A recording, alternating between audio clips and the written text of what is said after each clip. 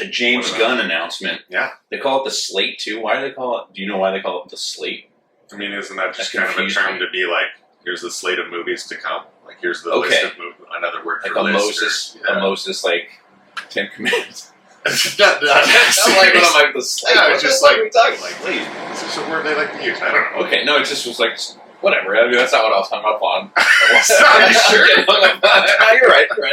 The fact that James Gunn is doing anything, I could give it what the source material is. I feel like he could take anything and turn it into a channel. So I'm excited that he's starting from scratch, which is what they have to do. Yeah. Because it's like you can't have this convoluted mess and be like, we'll pick up from here and then go on. It's like, no, let's just wipe it and go on with a younger cast. I think that's the right way to go. People are mad, but they shouldn't be mad at Gunn. They should be mad at fucking Warner Brothers and DC Studios for putting out such shit for the last 10 years. Sure. Not even giving Henry Cavill a proper sequel. Like, how does Superman not have a sequel? And no, Batman vs. Superman is not a sequel. That's a... Oh, I see what you're saying. You know what I mean? Okay, yeah. Well, they made three with them, I think. I agree. Well, I thought Man of Steel was pretty solid. Personally, I know it was a polarizing opinion. Like, it wasn't the best, but I was like, I liked it. Cavill crushed it. It's the best Superman movie, Yeah, I think so. It's a good movie. Yeah. I just kind of liked how Gunn came in with his partner. I can't remember his name, but they're like Michael Corleone in Godfather, where they're just like the end scene where they're in the church and they're just like whacking everybody from the previous. As he's christening his kid. Yes, that's just how a montage of like everybody else is getting chopped. Yeah. Michael Francis Ritchie, do you renounce Satan?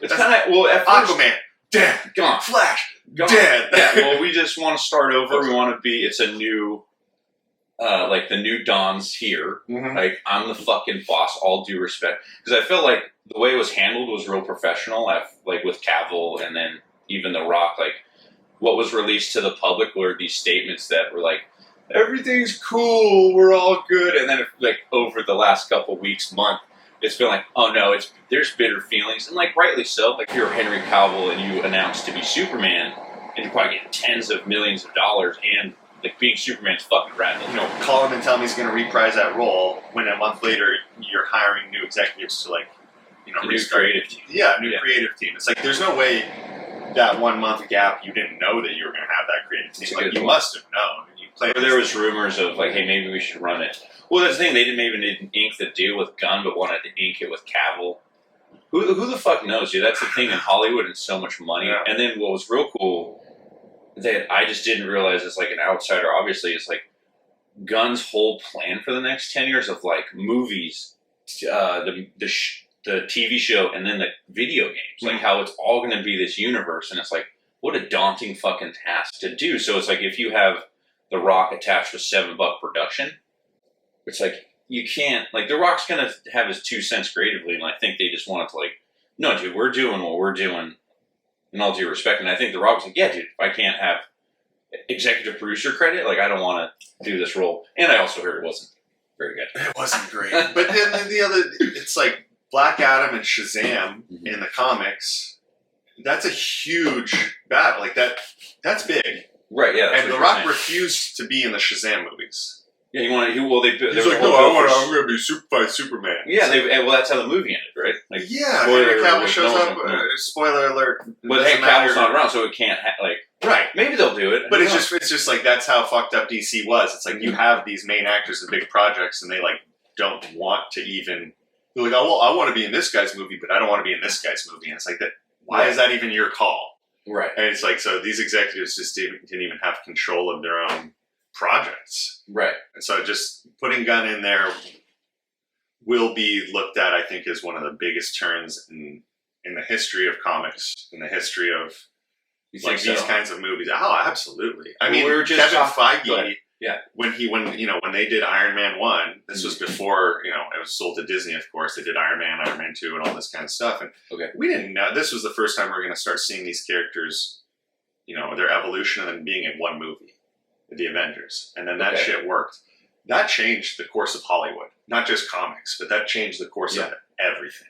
Well, the big block, like what a blockbuster movie is. But that just in general, like Marvel in general, just changed all of it. And so the fact that DC, it was always just more or less DC was like Batman, and sometimes people kind of affiliate it with Superman, I guess, because the older stuff. But those are their guys. Like where it was like DC, because they had when we were kids, the Supermans with Christopher Reeves, and I was like, those didn't. I mean, obviously didn't hold up. I mean, they were dated, but they're household names, like Guardians of the Galaxy. Sure.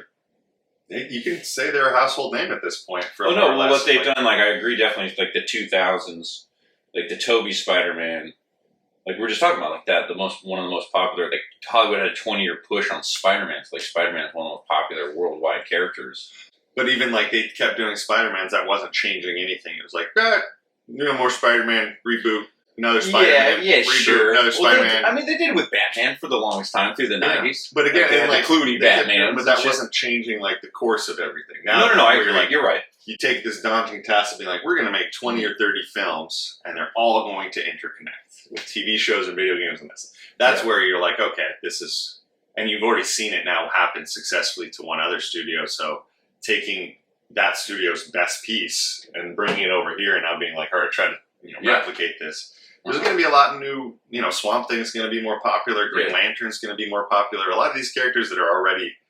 big characters if you're a comic book guy or whatever. Yeah. But a lot of people still don't know them. Well, the Green Lantern, what's his fucking name? Deadpool they made that a while ago and it was a bust. Yeah, obviously. It was so, like you said, to your point, like DC's been floundering for the longest time and like having some continuity in their content's going to be good. And because they've always had Batman, that's the thing. They've always, however, because the Chris Nolan Batmans, I feel like they've done Batman consistently.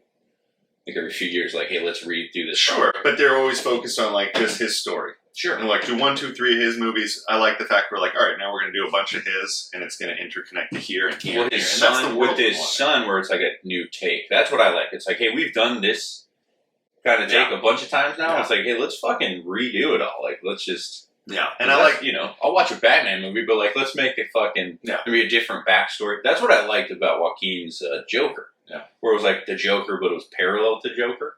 Like it wasn't a traditional Joker. Right, and that'll be on the side. And I'm glad that they did that on the side. We're getting way too many Joker stories. I don't need to fucking see the Joker in another Batman for at least 5 years. There's no point. There's no point. This. He does the same thing every time. Well, he's the most, in my opinion, the most popular like Batman villain. But there's so many great villains and that's why Gunn is here. He's going to be the one that's like, okay, these are underutilized characters that I can make spectacular. Well, I think they're going to have to make certain characters that are cartoony more just realistic. Yeah. I think they tried that with our Pat, but I still haven't seen it. Like, Penguin wasn't Danny DeVito. No, it wasn't at all that type of thing. You know what I mean? No, it was just kind of like an ugly mob boss. Wasn't anything. Right. Yeah. It wasn't eating raw fish like Danny DeVito with fucking webbed hands. Loved it. He was great in a bad movie. Yeah, sure. Yeah. That's fucking nostalgic, but I watched it recently. It was not. Yeah, I'm excited for Gunn overall. I'm all in. If I had, if you could put stock into it and put money on it, I'd put all my stock into it.